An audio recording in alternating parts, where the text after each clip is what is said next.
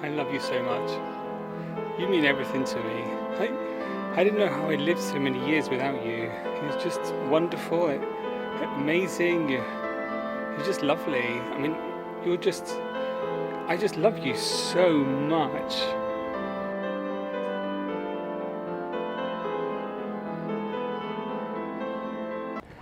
So I'm just going to record a really quick video about one of the things that is one of my biggest bugbears with this car, and that's the boot.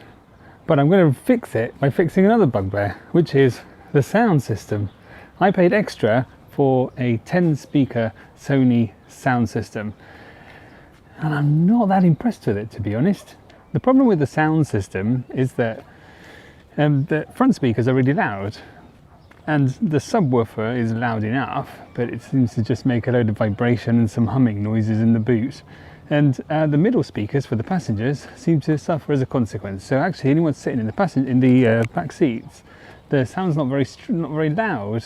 It all seems to come from the front, and then you've got these passengers sat in the back already in what's quite a stiff car, bumping around, and then you've got this subwoofer in the boot that's pushing the seat and vibrating the seat even more. So it's a bit of an uncomfortable experience back there, because they didn't actually get any real good sound, because the sound comes from the front and then they get this vibration from the back from the subwoofer. So I'm going to deal with two issues. One is the sound issue as much as I can, whilst actually sorting out the boot issue at the same time. Now, if I put the music up,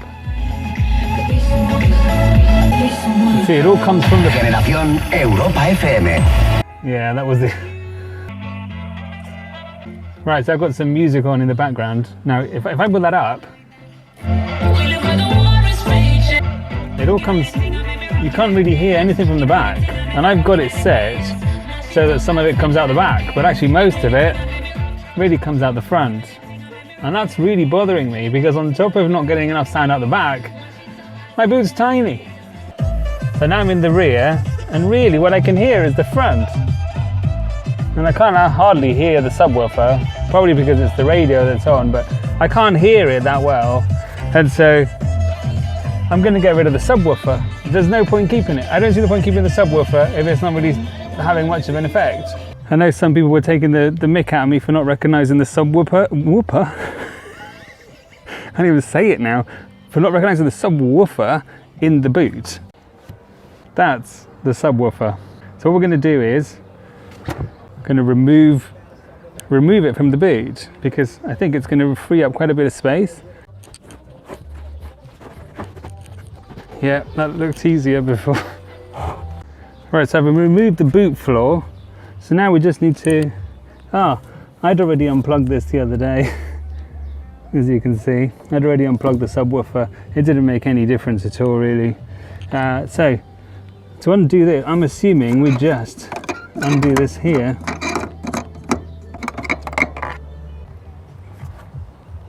That's what a subwoofer looks like. Now we're just going to remove this entire boot floor here, which actually comes apart in two pieces here. Can you see? And we'll take that one out. Can you see how much space that's liberated? In fact, let me show you something. Right, if we put these rear seats down, you can see how much height is lost in the boot. Can you see how much height's lost in the boot there because of that holder which is essentially there really for the subwoofer. But this cable that was for the subwoofer, I'm just going to tuck it in here so it doesn't get damaged, because we never know, might need it in the future. And I'm going to put this boot floor back on. It looks a bit crap. It looks very crap. Well, there's definitely a lot more space now in this boot. That's liberated quite a height. I mean, you can see here the line. You probably can't see it actually. You can see the line here where the container is for the subwoofer and those other bits and bobs. So you can see that height, and okay, it doesn't look dramatic, but it has made a big difference to the boot, I have to say. That's made a big difference. The big question now is, where do I put these things? I've got the fluid for or the foam, whatever it is, in case we get a puncture. And then we've got this inflator, and what people on the forums thought that might be a shiwi. I'd never even heard of that before. And obviously the tow hook, that's not a shiwi, by the way, it's for fuel. So where the hell do I put them? Oh my god, it's so hot today. Sorry if I start sweating all over the place. Okay, let's start with this pair. I think we can probably squeeze these in here in the glove box, because a joyous dealer in Spain hasn't sent me any manuals with the car. The car still has no manuals. Apparently in Spain you don't need manuals, you just work it out. So, since I've got no manuals, they are going in there.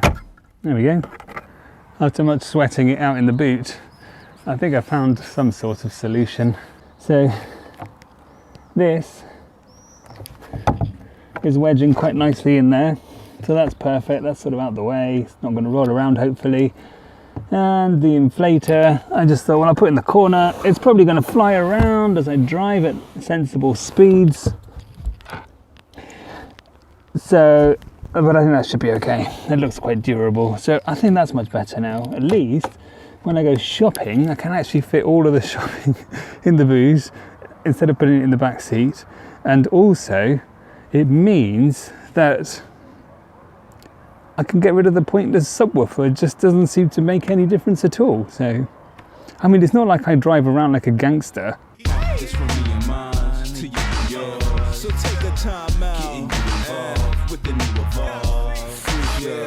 By the way, just in case you're wondering, I did take the car back to Ford and I complained about the sound from the rear passenger seats not being loud enough, and they basically said that that's how it is. They even filed a ticket with Ford wherever, and they said that's how it is. It's just loud at the front, much louder than for the rear passengers.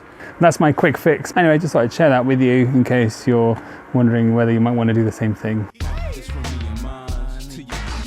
So take a time out with the new